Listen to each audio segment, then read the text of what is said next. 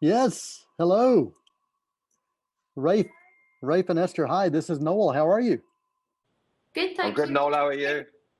Absolutely marvelous. I really appreciate you taking the time to talk with us right here on Open Dialogue about trying this Apple TV Plus series.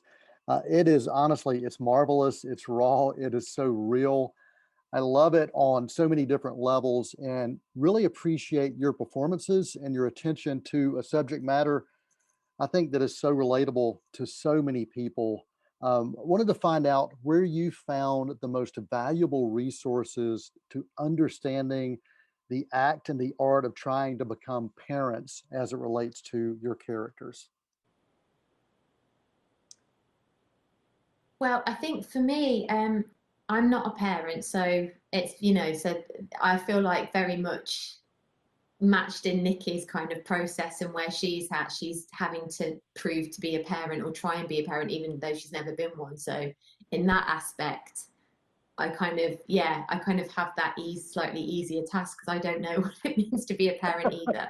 But in terms of the process of adoption, I listened to a lot of podcasts and I read this book called How I Met My Son, which was about a woman's journey through infertility and her struggles with IVF, which then led her on to this adoption process.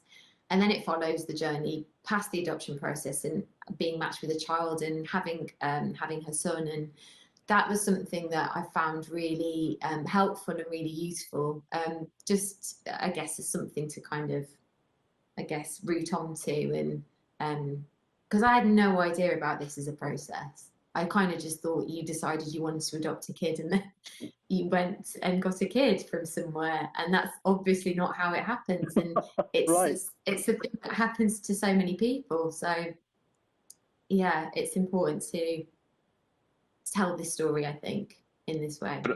But but also, I think it's worth adding that there's only probably quite a small demographic of people watching this show who know what it's like to adopt. But I think where the show is successful is that a lot of people watching it will know what it's like to have something missing in your life.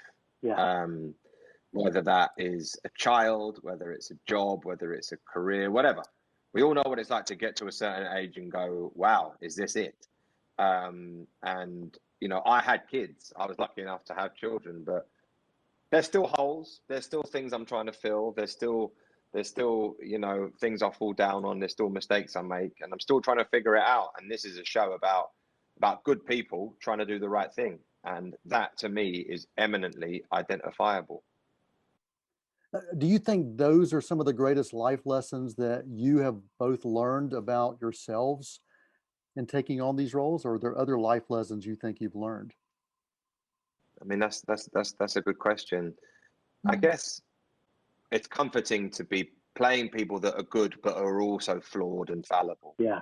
because we're all flawed and fallible. And you know, um, there's a someone told me this. I read this thing in a book ages ago that like a really good thing to put on your mirror is you ain't no bargain either, right?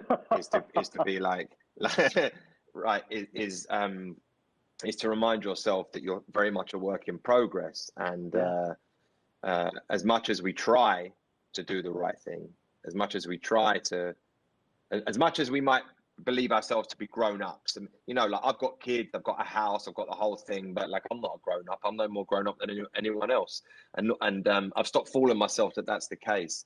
So I find their fallibility and flaws very comforting to play. Yeah, I think this series does speak on vulnerability and it speaks on the imperfection of humanity and who we are, and accepting that and being aware that, as you said, we are a work in progress.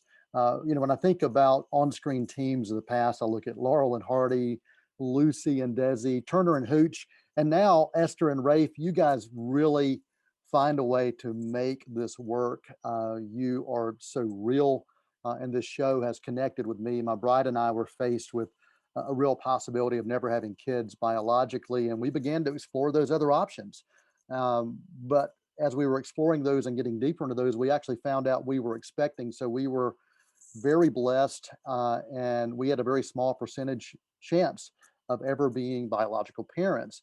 So now here we are 25 plus years later down the road, and we have two children. And I just want to thank you for bringing a show to the screen that treats the search for family with such respect and with such pure organic fun as well, because life is fun even in those tragic times. And just want to give you a chance to share any final thoughts or final comments about trying.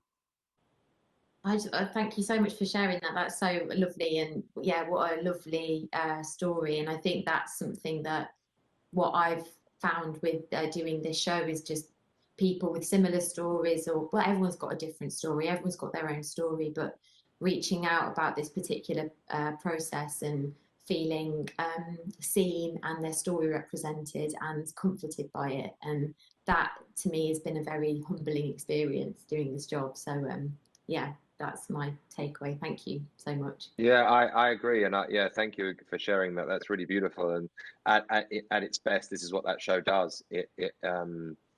It makes people feel less alone, and in this day and age, you know, things like infertility, it's still very much a taboo. It's not spoken about so much, and you know, we've chosen to deal with that very sensitive subject with comedy and levity, which, as you alluded to, I think is very human. It's my experience of life. My experience of life is when the going gets tough, I turn to humor, I turn to laughter in order to make myself and others feel better around me. So I'm really pleased that you picked up on that, and you know, I just can't wait to get filming on the third season. Awesome. Rafe Spall, Esther Smith, thank you so much for spending time with us right here on Open Dialogue, talking about Trying season 2, the Apple TV Plus series. Thank you so much. Thank you.